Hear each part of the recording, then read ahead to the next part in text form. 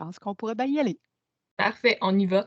Donc, bonjour à tous. Merci d'être venus en si grand nombre à notre webinaire du 15 mars sur comment utiliser l'analytique RH pour retenir vos talents. C'est une activité qui vient conclure notre série de webinaires qu'on a tenus l'automne dernier sur la grande démission. Donc, aujourd'hui, on veut vous présenter deux solutions qui vont vous aider à retenir, mais bien sûr, avant tout, à analyser et à mieux comprendre vos talents au sein de votre organisation. Donc, voici le petit plan pour notre webinaire de ce midi. Tout d'abord, on va se présenter, ma collègue et moi. Ensuite, on va faire un petit je dirais comme de quoi, un petit suivi sur les activités qui sont à venir chez Cara. On va faire un tout petit retour sur les activités de la grande démission qu'on a tenues à l'automne dernier. On va vous présenter le continuum de l'analytique RH. Donc, si vous avez déjà vu les présentations de Cara, probablement que ça vous dit quelque chose, notre graphique sur l'analytique RH, sur les grandes étapes à franchir. Ensuite, finalement, on va vous présenter les deux outils qui peuvent vous aider justement dans vos projets d'analytique RH, soit le baromètre RH ainsi que Cara. Puis, il va s'en suivre d'une période de questions. Donc, je veux que ce soit clair, vous pouvez poser vos questions tout au long de la présentation. Il n'y a pas de problème. On a des collègues qui sont là pour y répondre. Et André puis moi, on peut arrêter la présentation puis avoir des discussions ouvertes avec vous. Ça va nous faire plaisir. Donc, je me présente pour commencer. Je m'appelle Émy Ruel. Je suis conseillère en analytique RH chez Syntel depuis maintenant 6 ans. Donc, ça fait 6 ans que j'accompagne les entreprises d'ici dans la réalisation de leurs projets d'analytique RH. Et je m'occupe principalement également du baromètre RH. Donc, vous connaissez probablement avec l'Ordre des CRHA. Donc, c'est moi qui s'occupe de ça. Je suis accompagnée aujourd'hui d'André Laforge. André, est-ce que tu préfères te présenter ou je te présente? Oh, je vais me présenter. Parfait. Je te Dans le passé, Mathieu il me présentait, mais regarde, je vais me présenter. André Laforge, je suis vice-présidente et chef de produit enthousiaste chez Syntel. Ce que je fais en gros, c'est m'occuper là, de tous les développements de notre solution d'analytique RH Cara. Et je fais aussi beaucoup d'accompagnement là, des organisations pour les aider à progresser dans le continuum de l'analytique, donc pour les amener à une certaine maturité. Voilà. Merci. Toutes les deux, on travaille chez Syntel. Donc, Syntel, qui nous sommes? Nous sommes une firme de BI. Donc, du BI, on en fait depuis bientôt 35 ans. Ça va faire 35 ans le mois prochain. On a plus de 300 projets dans le domaine, puis ça, c'est dans toutes les industries. On est dans le domaine manufacturier, tout comme dans le domaine financier. Ça fait quand même longtemps qu'on est dans le domaine. Il y a environ une dizaine d'années, on a pris une nouvelle direction à vouloir faire du BI, mais spécialisé pour les gens de ressources humaines. Et c'est de là qu'est venue notre branche qui était appelée autrefois Syntel Capital Humain. Vous nous connaissez peut-être sous ce nom-là encore. Et on a changé notre branding pour devenir Cara. Donc, Cara, pourquoi? Tout simplement parce qu'on vient vous aider à mesurer la matière la plus précieuse de votre organisation, vos talents. Donc, voici une liste de services qu'on offre chez Cara. Donc, de la formation, donc pour vous aider à bien démarrer votre projet d'analytique RH, on va vous aider justement à vous former. On peut également vous accompagner, que ce soit justement dans l'implantation de votre tableau de bord, dans l'audit, dans le choix de vos indicateurs de performance. C'est le genre de service qu'on offre. Et on a également notre plateforme d'analytique RH qui est connue sous le nom de Cara. Vous pouvez voir en ce moment une liste d'entreprises chez qui nous avons effectué des mandats au courant des 10 dernières années aussi. Donc, nous sommes bien implantés dans le domaine. Excusez-moi, ce que je viens de faire, c'est pas bon. Donc, les activités à venir. Donc, tout de suite après le webinaire, au courant de la journée, vous allez recevoir un courriel avec un sondage de satisfaction par rapport à notre activité. Donc, on est toujours heureux d'avoir vos commentaires, savoir nos points de vigilance et voir ce que vous avez préféré dans nos webinaires. Donc, c'est toujours un bonheur de pouvoir lire vos commentaires. Et ensuite, vous allez recevoir d'ici la fin de la semaine un courriel avec la présentation. Donc, la présentation qu'on est en train de faire, vous allez la recevoir, il n'y a pas de problème. Et vous allez recevoir également un lien vers la vidéo, étant donné que notre présentation est actuellement enregistrée. Notre prochaine activité qui va avoir lieu, c'est une communauté de pratique sur comment appliquer l'analytique RH pour retenir vos talents. Donc, c'est une activité qui devrait avoir lieu avril. Mai. Je regarde Non, je pense que André là, en faisant du je pense coin de que là, l'œil. ouais, c'est ça. Je pense qu'on n'a pas c'est pas bon ce qu'on a dans la slide. C'est actuellement le mois de mars, c'est le mois de l'analytique ressources humaines. Et on a une communauté de pratique analytique ressources humaines au Québec. On a une quarantaine de membres. Et étant donné que c'est le mois de l'analytique, on a décidé de faire des portes ouvertes pour notre communauté de pratique. Et ça a lieu le 30 mars. Vous pouvez trouver l'information sur notre site CARA. Fait que vous pouvez venir vous inscrire. Vous avez pas, vous allez pouvoir assister à la communauté de pratique et c'est une présentation qui est faite par la Banque nationale qui vient de nous présenter un projet sur l'ONA, Organizational Network Analysis. Donc, c'est quand même quelque chose d'assez pointu en analytique RH, mais ça peut vous montrer jusqu'où on peut aller. Donc, ça devrait être une activité qui est intéressante. Ça a lieu le 30 mars de 15 à 17 heures. Donc, si vous voulez vous inscrire, vous pouvez aller sur notre site CARA. Je dis ça, Gauthier, mais est-ce qu'ils vont le trouver sur le site CARA? Bonjour à Oui? tous, c'est déjà dans le chat de ce OK. webinaire. Vous avez le lien pour la communauté de pratique du 30 mars et un autre lien pour la formation du 26-28 avril. OK, Voilà, c'est dans parfait. la discussion. Fait qu'Amy, vas-y. OK, parfait.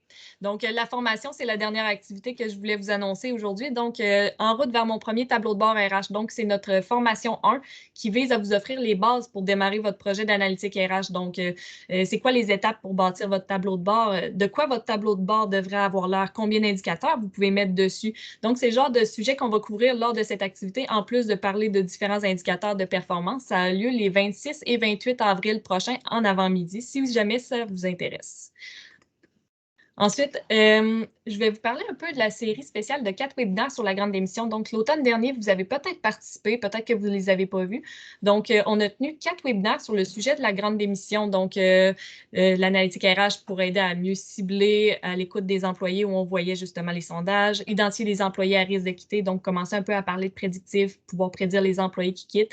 Et finalement, un allié de votre stratégie de rétention. Donc, le dernier webinaire se voulait un peu un récapitulatif de les 3 premiers. Si jamais vous voulez les visionner, c'est encore possible de le faire sur notre site cararh.com/webinaire.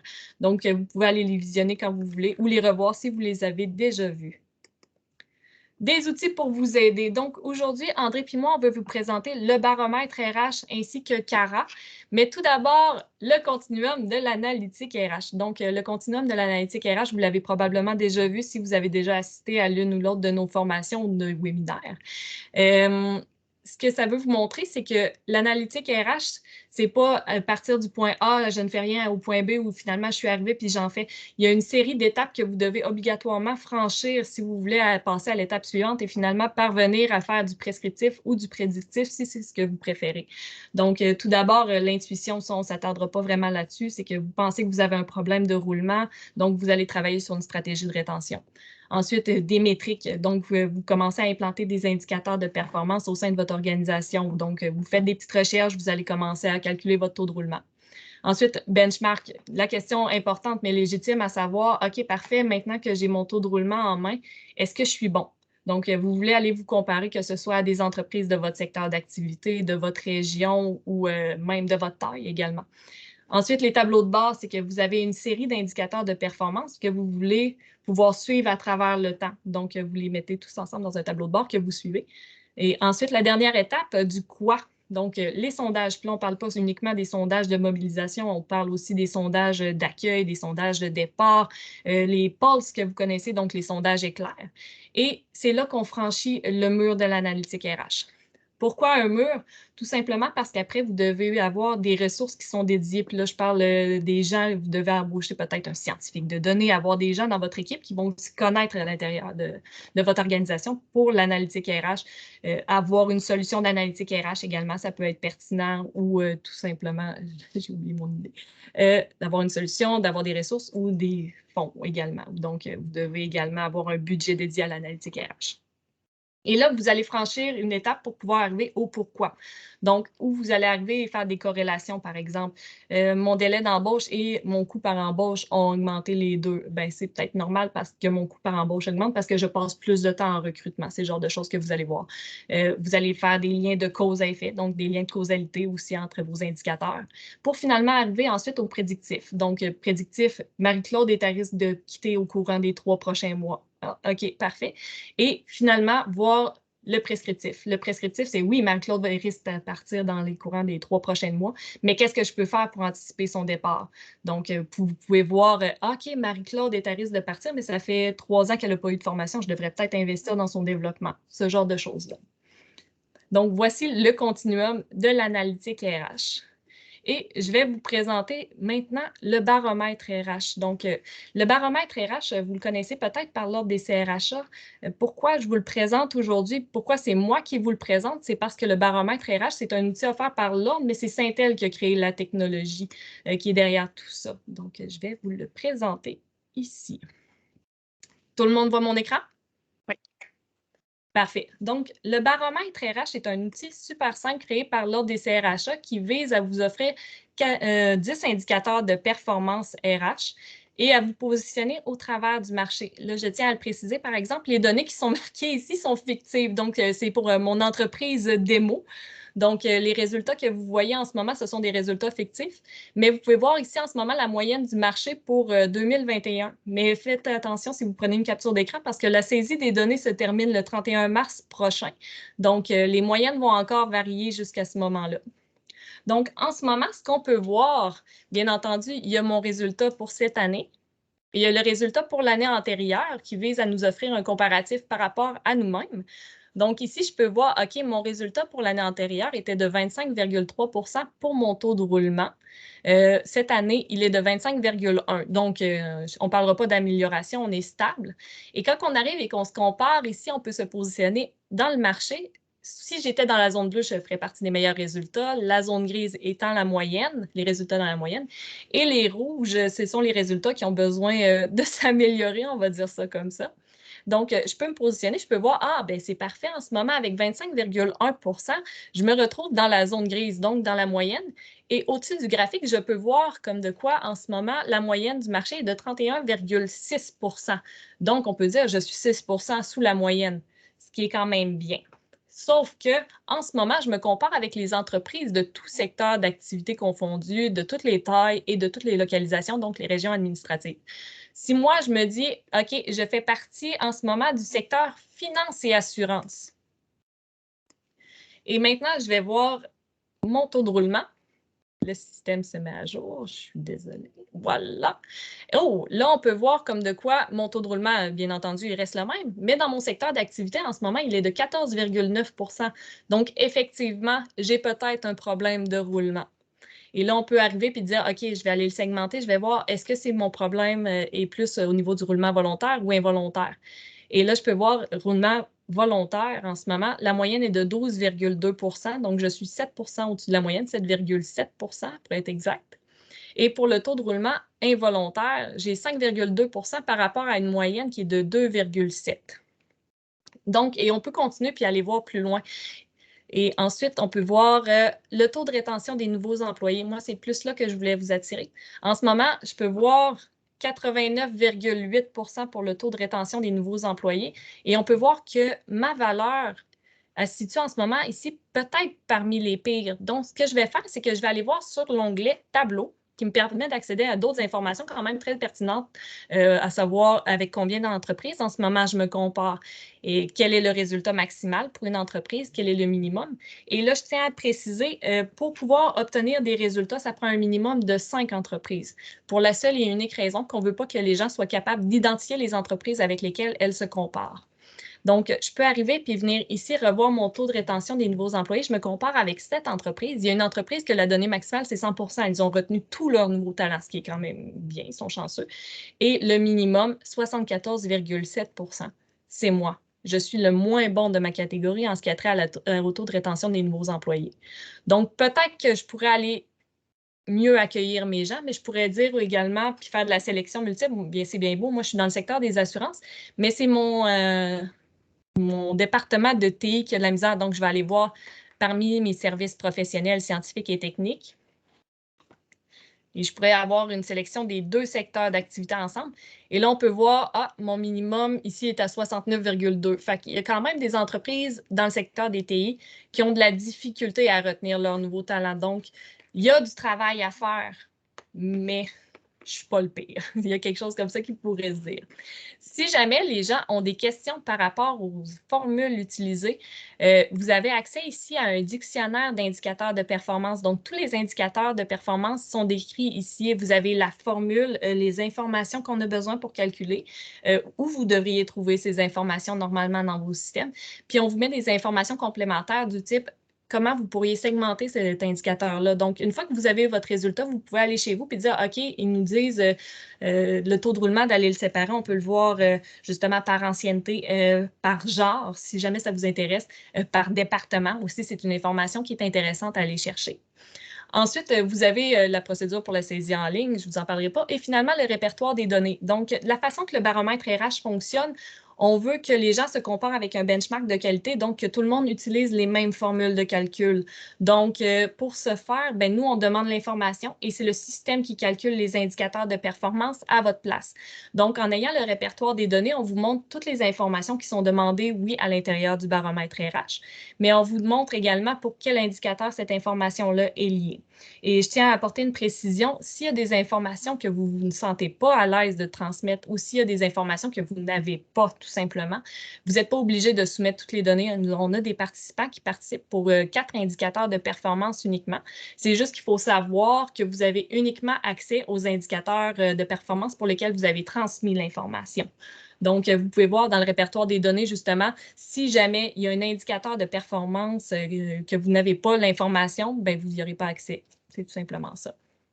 La saisie, oui? Je pense que tu as oublié de mentionner que le baromètre RH, c'est un outil gratuit.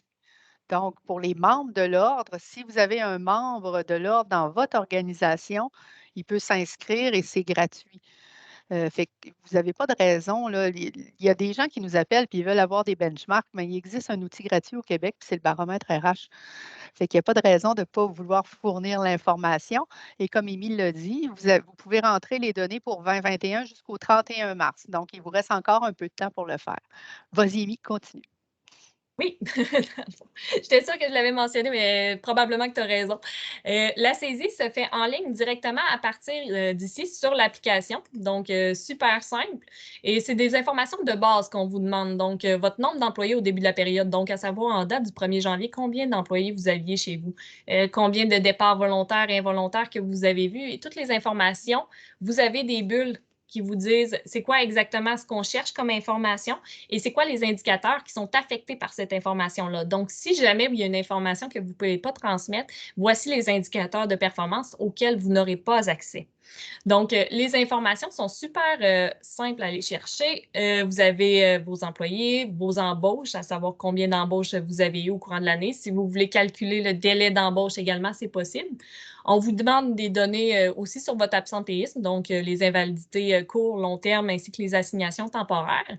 Les absences circonstancielles qui se veulent être j'ai appelé le matin même pour dire que j'ai mal à la tête, que je ne rentre pas, il fait une grosse tempête, je ne peux pas me déplacer au travail, ce genre de choses-là. Et finalement, vous avez aussi les données d'opération. Donc, à savoir les données chiffre d'affaires, dépenses d'exploitation, coût de main-d'œuvre qui veulent venir mesurer le taux de rendement du capital humain ainsi que les coûts de recrutement.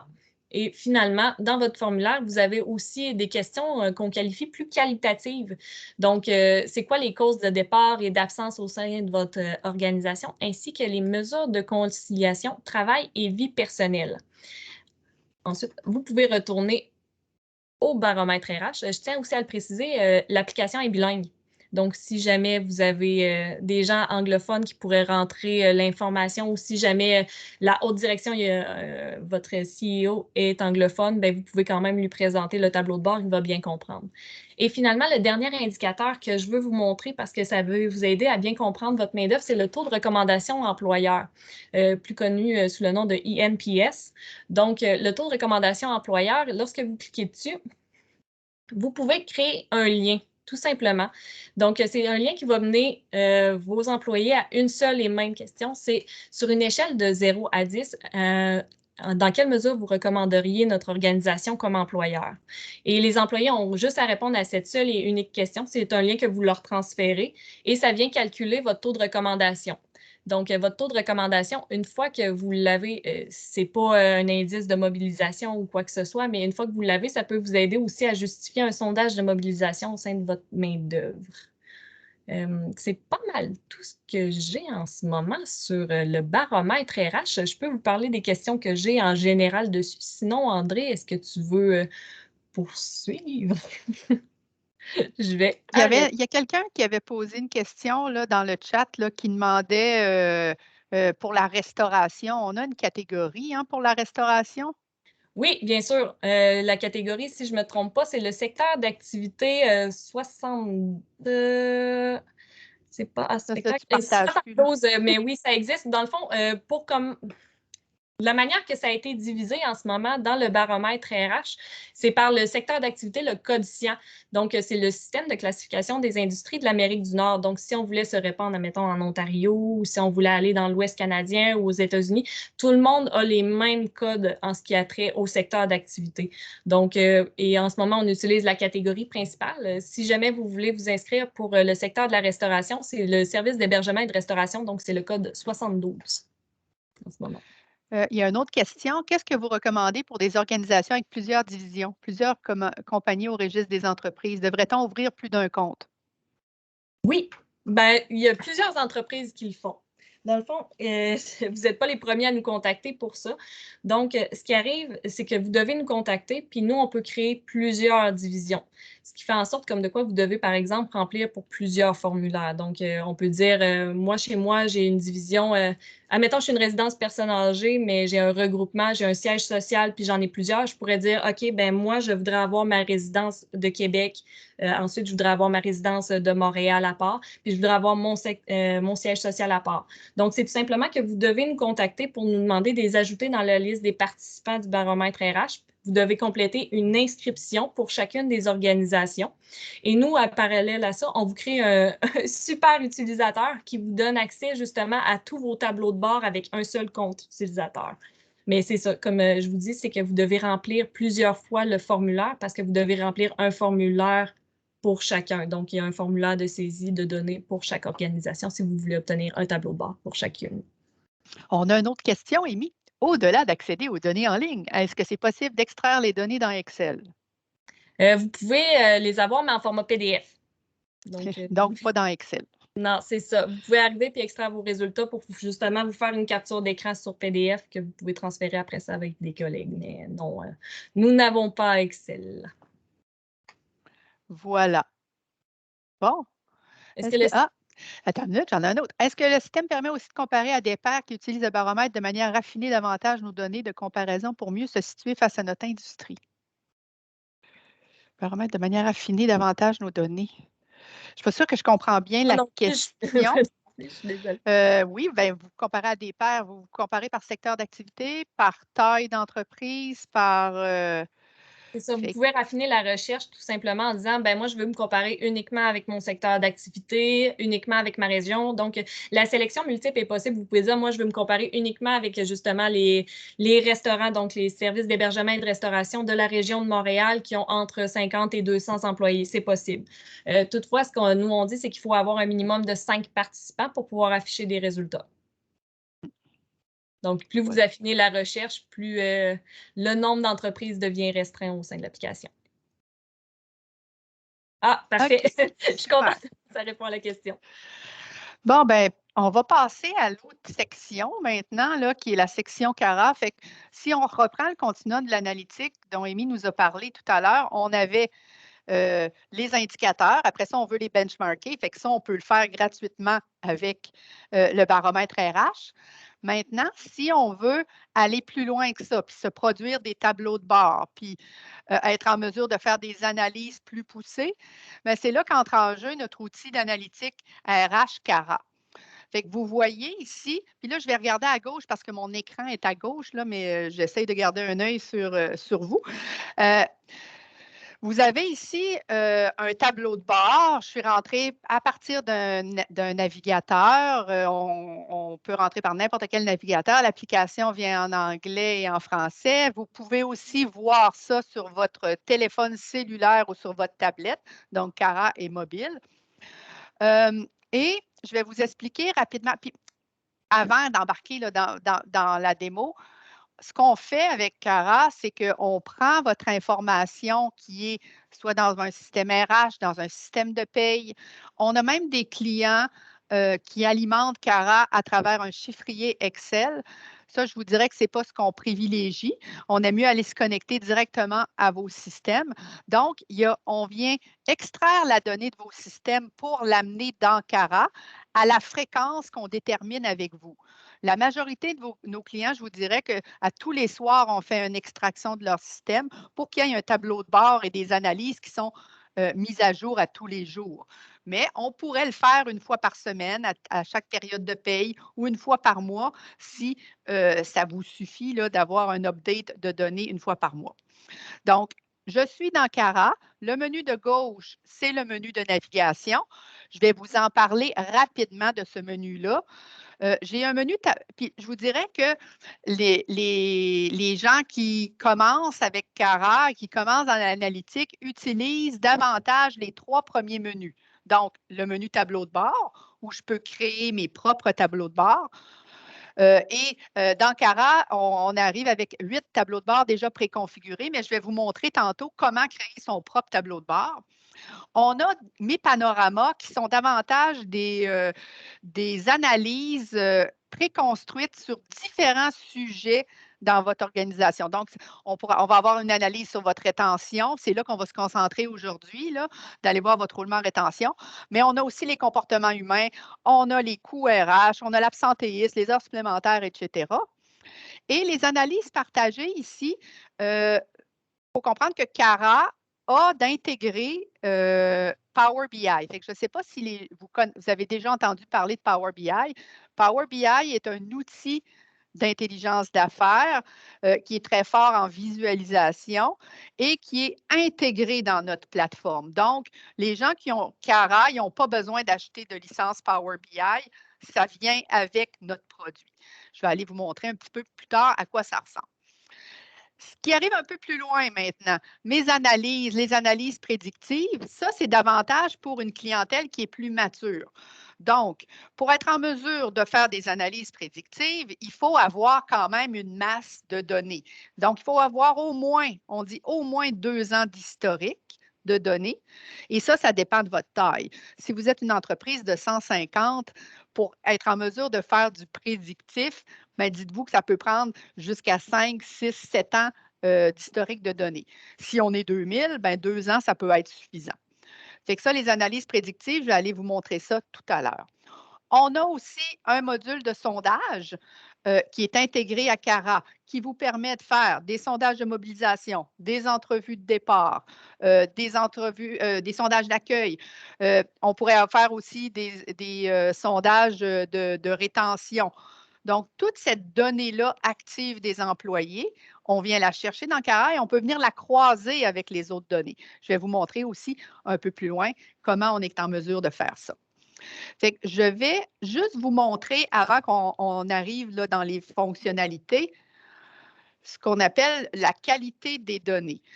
En analytique RH, un des prérequis pour être en mesure de faire de l'analytique RH et de sortir de l'information qui est crédible, c'est d'avoir des bonnes données. Donc, ce que fait Cara, à chaque extraction de données de vos systèmes, vient analyser les données et vient vous dire c'est où vous avez des problèmes dans vos données. Dans mon cas ici, c'est une démo, OK, et je suis à 100% de qualité de données. Ça n'existe pas dans la vraie vie. Vous avez tout le temps quand même des petits problèmes avec vos données. Et là, on peut voir que j'ai 2500 non-conformités. OK? Des non-conformités ne veulent pas dire que c'est des erreurs qui empêchent de produire nos indicateurs. Mais ça vous indique dans votre système, il y a peut-être des choses dans votre système source, des choses que vous pouvez aller améliorer. Puis je vais vous montrer un petit exemple ici, comment on peut utiliser ce rapport de qualité de données-là. Ici, ça me donne que j'ai 2 erreurs. Si je vais voir ces 2 erreurs-là, ça vient me dire que pour ces 2 employés-là, avec ces numéros d'employés-là, ils ont des assignations sur des postes dont la date de fin d'assignation est avant la date de début. Donc, il y a eu comme un problème dans votre système source. On n'a pas rentré les bonnes dates. Et là, on connaît l'employé, on peut aller changer cette information-là dans le système source.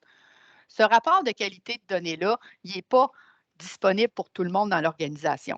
Il est habituellement disponible pour les gens qui gèrent le système d'information RH et qui vont gérer Cara. Donc, ce qu'on appelle, nous, des pilotes de l'application. Donc, un conseiller ressources humaines, un généraliste n'a pas nécessairement accès à cette fonctionnalité-là.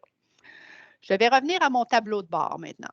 Mon tableau de bord suivi de la main-d'œuvre où j'étais tout à l'heure. Et là, on peut regarder notre tableau de bord et voir mon nombre d'employés, mon nombre d'embauches, mon nombre de départs, mon taux de roulement.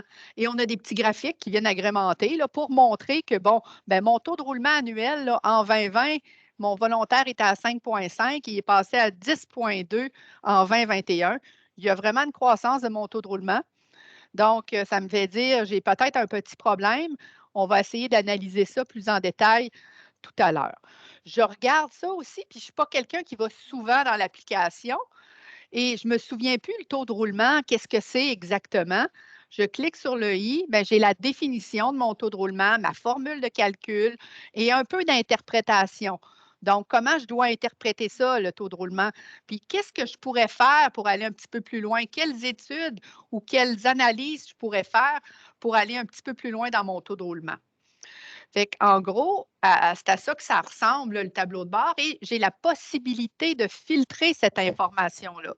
Donc, présentement, je suis vraiment dans une première vice-présidence que j'ai sélectionnée, mais je pourrais me dire, je veux avoir seulement mes statuts d'emploi qui sont permanents.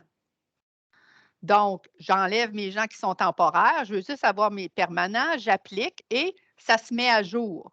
Donc, là, vous avez vu, mon nombre d'employés change, mon nombre d'embauches, etc. Et là, vous pouvez filtrer sur toutes sortes d'informations, autant sur la localisation, sur vos différents groupes d'emploi, les différentes échelles salariales, les niveaux hiérarchiques.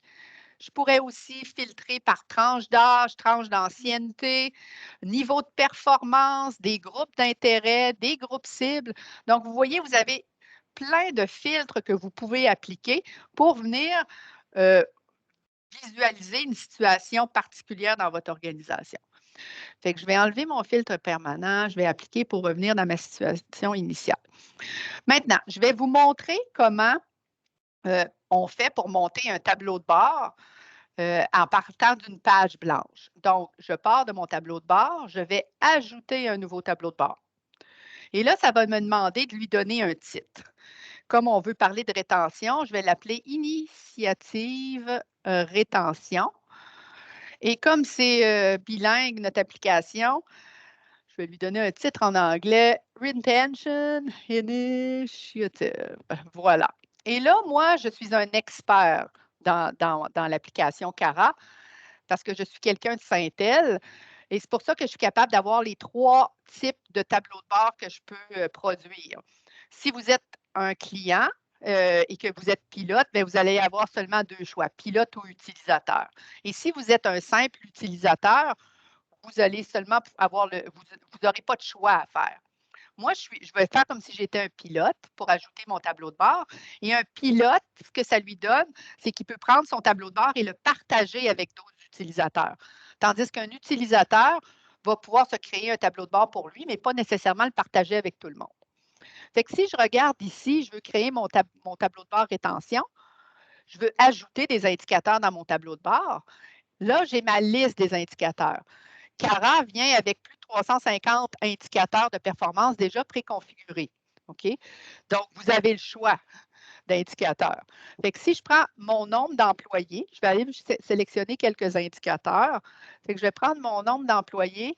Je vais aller dans des indicateurs de roulement. Donc, mon taux de roulement total, mon taux de roulement à 1 an, mon taux de roulement à 90 jours. Et mettons que je veux avoir mon taux de roulement volontaire. J'ajoute ces indicateurs-là. Et là, je me dis, OK, il y en a un que j'aime que je n'ai pas ajouté. Je vais ajouter les départs regrettables. Fait que je vais aller voir mes départs regrettables, mon pourcentage, je l'ajoute. Bon. Là, je me dis, OK, c'est bien beau, j'ai des indicateurs de roulement, mais je vais aller voir si je ne pourrais pas ajouter des indicateurs parce que j'ai fait des initiatives dans mon organisation pour mobiliser les gens. Donc, j'ai fait un sondage.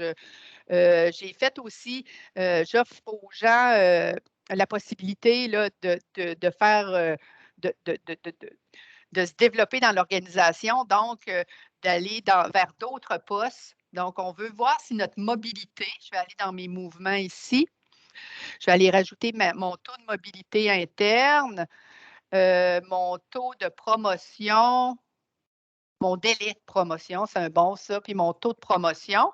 Et je vais aller aussi ajouter quelques indicateurs d'absentéisme. Donc, le pourcentage d'absentéisme et le nombre, les heures perdues par employé. Et je vais aller mettre des heures supplémentaires aussi. Je pense que ça va voir si mes gens font beaucoup d'heures supplémentaires. J'ajoute mes indicateurs. Et là, je vais aller mettre des graphiques pour agrémenter tout ça. Fait que je vais aller mettre, moi j'aime beaucoup les raisons de départ, mon graphique de raison de départ, mon taux de roulement par strate d'ancienneté. Je vais aller aussi voir, j'ai fait un sondage de mobilisation, je vais aller regarder mon taux de recommandation employeur, puis je vais mettre aussi quelque chose sur les coûts. Qu'est-ce que j'ai en termes de coûts? Mes coûts annuels. Bon, j'ajoute ça, ça va m'ajouter ces 4 graphiques-là. Oups, j'en ai un de trop. Celui-là, je ne le veux pas. Voilà. Puis là, si je voulais le déplacer, là, je peux déplacer ça comme ça. Je vais avoir mes. Allez, allez. Wow! Wow! Il ne veut pas. Hey! Ça doit être parce que je partage mon écran. Quand on partage dans Teams, là, il ne veut pas. Bon, OK. On va le sauvegarder de même. On va voir ce que ça va donner. Ah, je ne réponds pas. Attendre. Ah, il faudrait que je départage, j'ai l'impression. Je m'excuse, je n'aurais pas dû faire ça pendant que je partage. Je vais départager. Vous allez me voir la face. Et je vais pouvoir. Non, il ne veut vraiment pas. Ah, il ne veut vraiment pas. On appelle ça une vraie démo. Hein? Bon, je vais être obligée de quitter ma page. Il ne veut pas. Quitter la page. Aïe, aïe, aïe. Oh, il va falloir que je recommence. Bon, je vais vous repartager. Puis là, je vais aller un peu moins dans le détail là, de mes indicateurs. Je vais me prendre mon nombre d'employés. Je vais me prendre mon taux de roulement, 1 an, 90 jours, mes départs regrettables, mon taux de roulement volontaire. Je vais ajouter. Je vais ensuite aller prendre ce que j'aimais tantôt. Là, je vous disais les raisons de départ, puis mon strate d'ancienneté. Je vais juste faire ça. Là, je ne referai pas tout. Là. Puis là, je ne déplacerai rien. Je vais sauvegarder et je vais retourner dans mon tableau de bord. Et là, mon tableau de bord est créé. OK? Donc, j'ai 1227 employés, 12,9 de départ regrettable. Et là, quand je regarde mon taux de roulement à 90 jours, il est à 60,7. Là, ça vient me dire que j'ai un problème, là, surtout au niveau des 90 premiers jours. Et quand je vois là, mes départs par tranche d'ancienneté ici, au niveau femmes, mais les moins de 6 mois, on voit là, que c'est très élevé. Les hommes aussi. Puis après ça, ça tend à aller bien. Puis là, ça, c'est les départs à la retraite. Mes raisons principales, c'est mes départs volontaires. Fait que là, je sens que j'ai un problème. Et étant donné que j'ai fait un genre de sondage de mobilisation, je sais qu'on dirait que mes gestionnaires ont de la difficulté avec l'intégration, donc avec l'accueil qu'on fait, mais surtout l'accueil de minorités visibles. Donc, ce que je vais faire ici, étant donné que je me suis dit, OK, mon roulement là est élevé, je vais aller cliquer sur mon roulement. Et là, ça va m'amener dans une autre étude. Ça m'amène dans ma table de roulement où je suis capable de voir, bon, mon département avec mes sous-départements, mais je veux aller voir, parce que je sais que j'ai une piste, là, je vais aller voir mes groupes cibles. Je vais appliquer. Et là, je vais activer des échelles de couleurs pour voir. Je vais regarder mon taux de roulement ici. Fait qu'on voit mes minorités, mon taux de roulement est élevé à 90 jours. C'est plus les femmes, mais il est quand même à 50 au niveau des minorités. 1 an, donc, OK, pour les minorités, c'est plus en dedans de la première année que j'ai un problème. Fait que là, vous avez ça, puis là, vous trouvez ça super intéressant. Vous pouvez exporter ça facilement dans Excel comme ça. Fait que ça va s'exporter directement dans Excel. Vous avez votre Excel ici, vous allez pouvoir l'ouvrir, le partager. Vous pouvez aussi le partager avec quelqu'un en créant un bookmark. Donc, je crée mon bookmark. Ça me génère un lien que je peux prendre, que je mets dans un courriel et que j'envoie à d'autres personnes qui ont accès, bien entendu, à l'application. Et ils vont être en mesure d'arriver au même endroit que vous et de voir ce que vous venez de découvrir. Ce qui est intéressant aussi, c'est que quand on a 19 ici des chiffres, je clique sur les 19, ça va me donner une liste. Donc, j'ai la liste des 19 personnes qui ont quitté l'organisation. C'était des minorités, ces 19 personnes-là. J'ai la liste et là, je veux aller en voir un en particulier. Fait que je vais aller voir Maddox Descaries. Je tombe dans sa fiche employée. Je suis capable de voir son information personnelle, son temps travaillé. Avec son temps travaillé, je suis capable de voir quand est-ce qu'il y a eu des absences, quand est-ce qu'il a été en congé. Donc, c'est de l'information. Il faut comprendre qu'on part de la transaction, nous, et on ramène ça vers les indicateurs vers le haut, mais on peut faire l'inverse, partir du haut et aller jusqu'à l'employé. Je vais revenir en arrière pour me dire, OK, on trouve que c'est élevé maintenant. On va aller voir une autre étude. Je vais aller voir mes comportements humains, où là, je viens croiser pas seulement de l'information de roulement, mais de l'information aussi d'absentéisme, de temps supplémentaire, de mobilisation. Donc, je suis allée chercher l'information de mon sondage de mobilisation, puis je l'ai amené ici. Fait que là, je remets encore dans mes colonnes. Mes minorités, 15 de taux de roulement involontaire. L'absentéisme.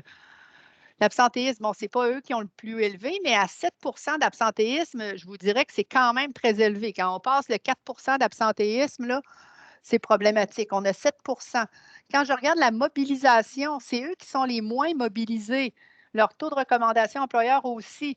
Donc, on vient cerner là, qu'au niveau des minorités, on a vraiment un problème au niveau de notre rétention et on voit que ce n'est pas des gens mobilisés. Fait que là, c'est peut-être le temps de mettre en place une initiative spécifique pour ces gens-là. Fait que vous voyez comment vous pouvez analyser la donnée dans Cara. Là, je vais vous montrer pour ceux, quand on passe à un niveau un petit peu plus élevé, où là, je vais aller dans l'utilisation de Power BI intégré dans Cara. Donc, j'ai demandé à un analyste chez nous de me monter un rapport sur les départs à la retraite parce que j'ai peur là, pour mes analystes qui sont un poste critique dans mon organisation. J'ai peur là, des départs à la retraite qui s'en viennent. Donc, j'ai demandé à mon analyste de me monter un rapport dans Power BI. Ceux qui connaissent Power BI vont reconnaître là, que je suis dans Power BI. Donc, mon nombre de départs à la retraite par genre, par tranche d'âge, c'est quoi l'âge moyen à la retraite? On voit qu'il progresse. Et d'autres informations que je lui ai demandées. Supposons maintenant que je veux modifier ce rapport-là. Je clique sur le petit crayon ici et c'est là qu'on retrouve, pour les gens qui sont familiers avec Power BI, tous les indicateurs qui sont créés ici, ainsi que les dimensions. Donc, ce qu'on fait avec Cara, c'est qu'on ouvre, si vous voulez, le capot et on vous donne accès à tout ce qui est derrière pour que vous puissiez créer vos propres rapports. Donc, tantôt, on était dans des rapports qui sont plus cadrés, des analyses très prédéveloppées qu'on appelle. Et ça, un conseiller RH peut utiliser ça et faire ses analyses. Ici, on est plus dans l'endroit où là, on a besoin d'un analyste qui va venir nous monter des rapports spécifiques. Puis pour vous montrer comment c'est facile, là, disons, nombre de départs, je ne veux plus avoir un anneau comme ça, mais je veux avoir un beigne, bien, je ne veux pas avoir un beigne, je veux avoir une pointe de tarte. Je clique là-dessus, puis ça se fait automatiquement. Ici, mon nombre de départs à la retraite par groupe cible, je veux ajouter mes démissions aussi. Mais je viens voir la liste des indicateurs disponibles, j'ajoute le nombre de démissions et il l'ajoute dans mon petit graphique.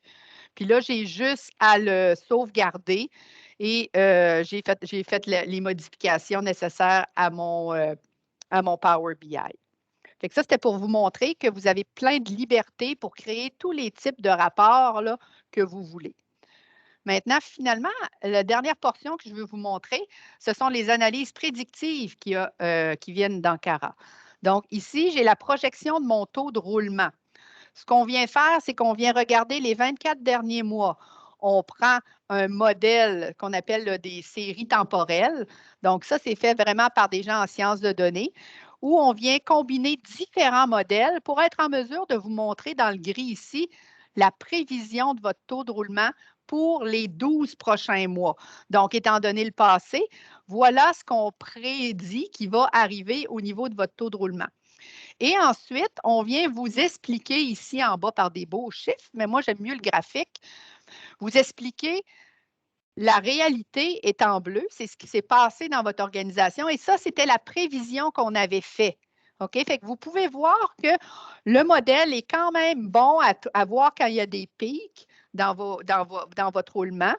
Puis, ça vient peut-être vous réconforter à savoir est-ce que je peux utiliser ce modèle-là justement pour me dire qu'en avril là, 2022, mon taux de roulement total devrait être autour de 3,1. Ça voudrait dire que j'ai tant de gens qui quittent, puis je peux le faire par groupe d'emploi. Et ça aide beaucoup, je vous dirais, quand on est en planification de main-d'œuvre, pour aider aussi nos gens de recrutement à savoir est-ce que je peux être proactif sur mon recrutement.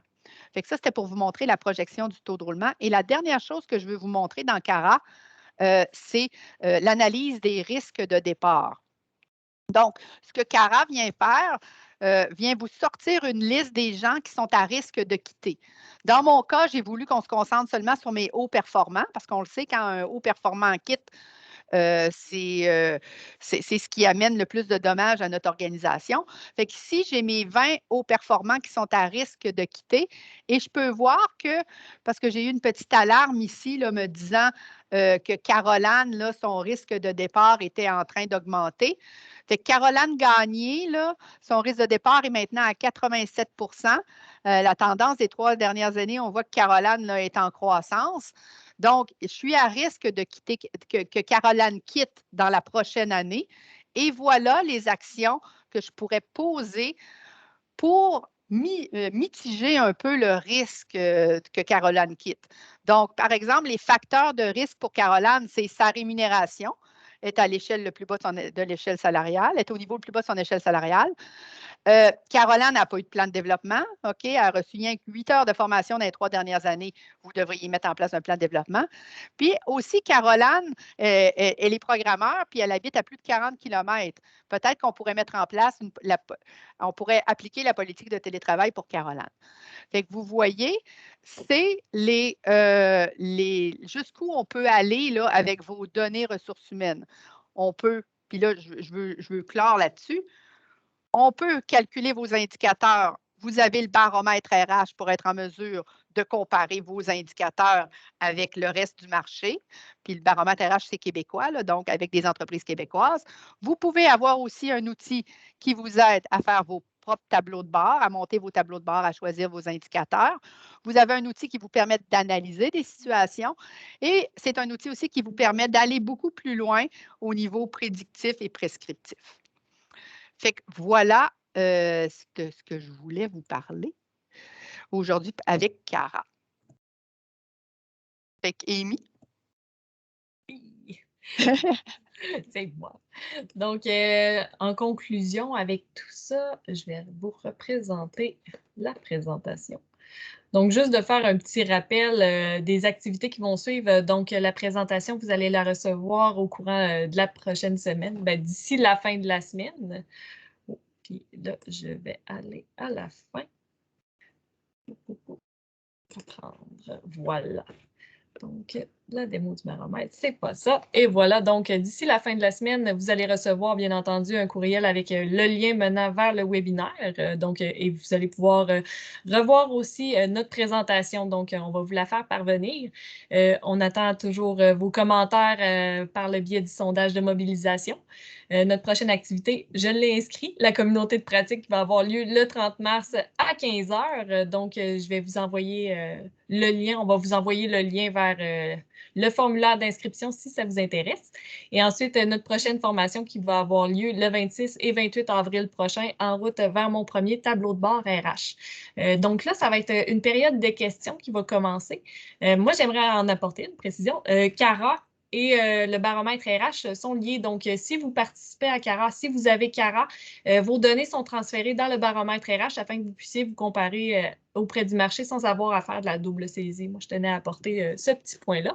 Sinon, ben, je vais vous laisser poser vos questions. Vous pouvez les poser au travers du chat. Sinon, je vous invite à allumer votre caméra et votre micro pour pouvoir nous poser vos questions.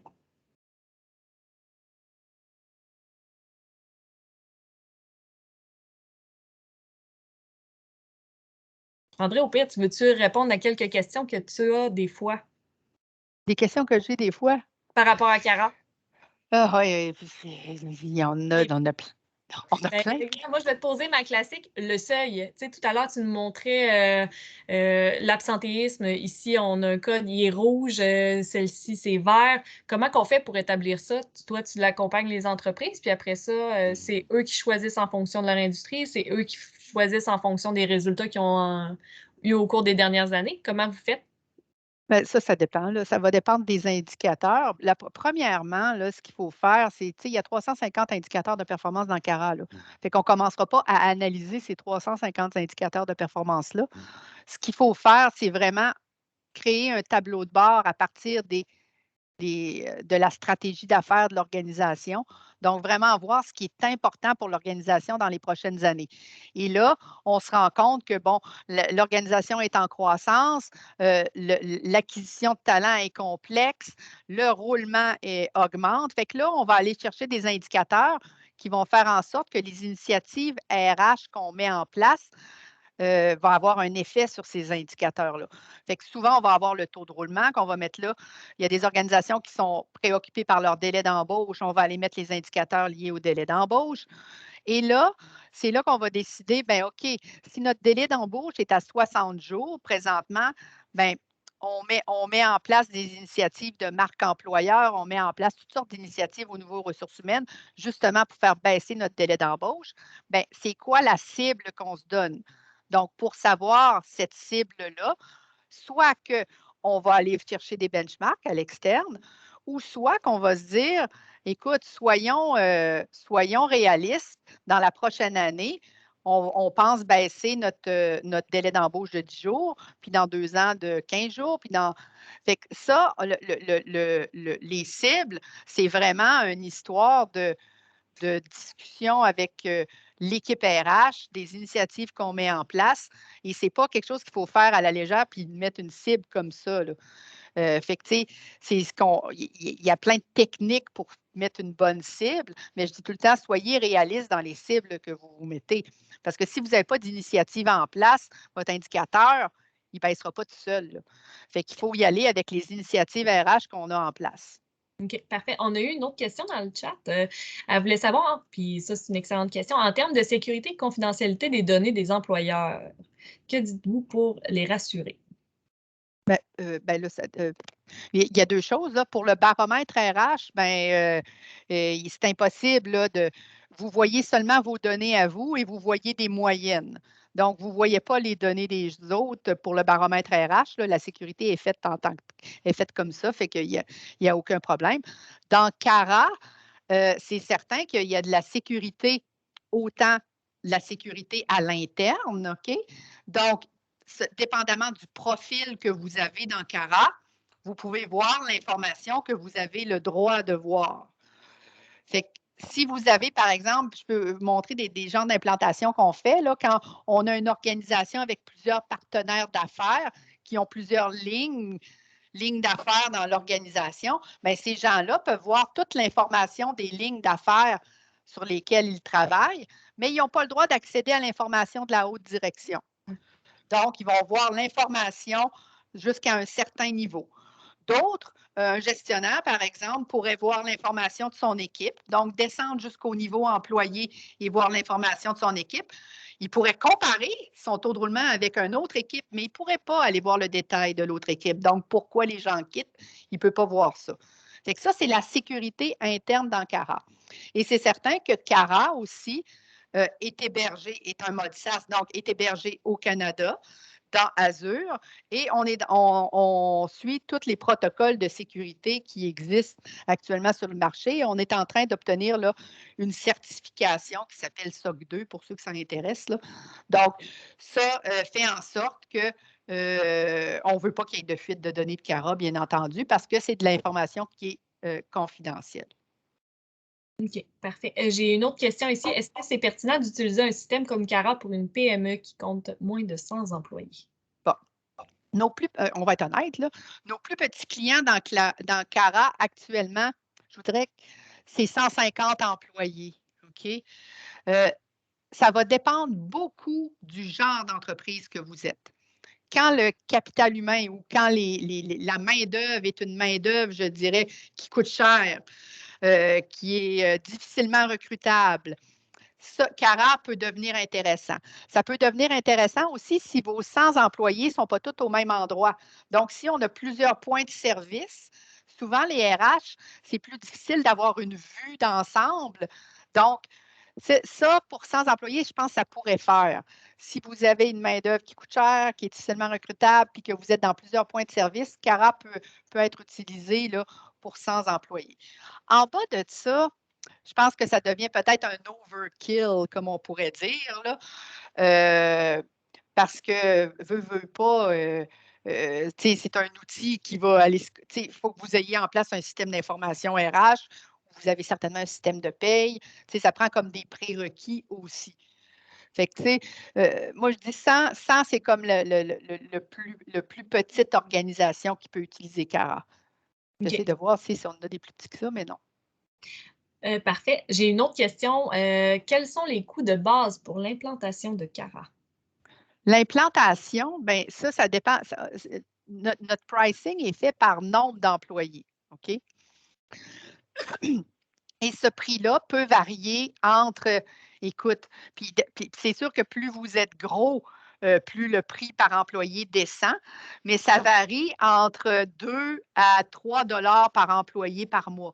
Puis je dis ça sous toute réserve, là, parce qu'il faut voir quelle fonctionnalité de Cara vous voulez avoir. La base de Cara, là, ce sont les indicateurs de démographie, les indicateurs de mouvement et de roulement. Ça, c'est la base. Fait que si vous voulez la base, ben, peut-être que ça va être autour d'1,50 $, 2 dollars par employé par mois. Si vous voulez avoir plus, avoir accès aux prédictifs, avoir accès au module sondage, bien là, ça peut monter. Mais ça, on sera heureux là, de vous faire un envergure budgétaire. Fait que ça, c'est pour l'utilisation. Puis c'est sûr qu'il y a un frais d'implantation. Il y a un frais d'implantation pour aller se connecter à votre système d'information RH ou système RH là, que vous avez en place. OK, parfait. Ensuite, est-ce que Cara RH s'intègre avec Workday? Oui. Oui. Il On peut se s'intègre répéter. avec il s'intègre avec surtout les systèmes de dernière génération qui ont habituellement tous des API. Là. Il n'y a pas de problème. Là. On peut s'intégrer avec Workday. On est en train de le faire là, pour un de nos clients actuellement. Parfait. On a un commentaire. Afin de prédire le départ d'une personne, j'imagine que vous devez absolument utiliser les sondages de recommandation ou d'engagement. Les résultats ne doivent donc pas être anonymes. Est-ce que cela limite le taux de réponse? Non, les sondages en Cara sont tout le temps anonymes. OK? Bien, surtout les sondages de mobilisation. Donc, Cara voit la réponse, Cara les voit, mais ils ne sont jamais partagés aux clients. Fait que sondage de mobilisation, on ne partagera pas pour des groupes plus petits que 5. Fait que ce que ça veut dire, c'est que, c'est sûr que si Jean-Guy répond au sondage de mobilisation, puis il y a une question dans le sondage qui lui dit avez-vous, dans les 2 dernières années, avez-vous déjà pensé quitter l'organisation? Puis, il cote fort là-dessus. Cara va le voir, ça. Puis c'est sûr que ça va permettre à augmenter son risque de départ. Mais vous ne le saurez jamais que c'est ça, que c'est parce qu'il a répondu ça, parce qu'il y a plein d'autres facteurs qui sont tenus en compte là, pour établir le risque de départ. Ce n'est pas juste le sondage de mobilisation. Souvent, ça peut être, est-ce que la personne a eu des promotions dans les dernières années? Est-ce qu'elle a eu de la formation? Est-ce qu'elle fait partie d'un plan? Est-ce qu'elle a un plan de développement spécifique? Est-ce que cette personne-là, au niveau de sa rémunération, dans son comparatio, il est où? Fait que donc, plein de facteurs qui font en sorte que le risque de départ augmente. Ce n'est pas seulement le sondage de mobilisation. Voilà. Ça fait le tour des questions que nous avions dans le chat. Donc, est-ce que tu avais d'autres questions? Sinon, toi, par rapport... Moi, des questions, j'ai pas de questions à moi-même, non. Non, mais tu comprends ce que je veux dire.